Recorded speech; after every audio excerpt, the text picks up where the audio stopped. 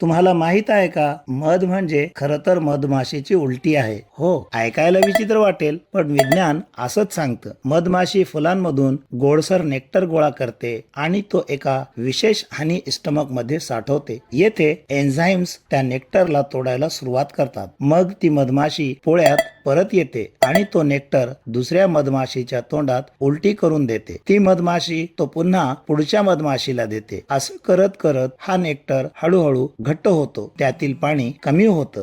शेवटी हाच नेक्टर पोळ्याच्या कोशात साठवला जातो आणि त्यातून तयार होतं मध. आता ऐका कुराणचं वर्णन.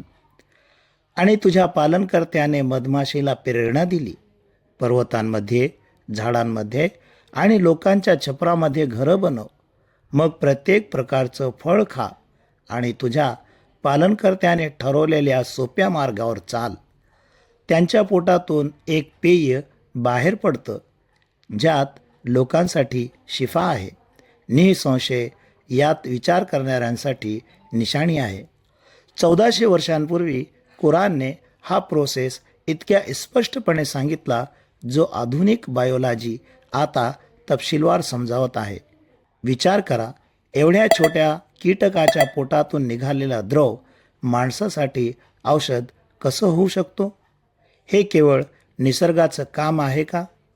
की मग त्या महान सृष्टीकर्त्याची योजना, ज्याने प्रत्येक जीवामध्ये अपार हिकमत ठेवली आहे?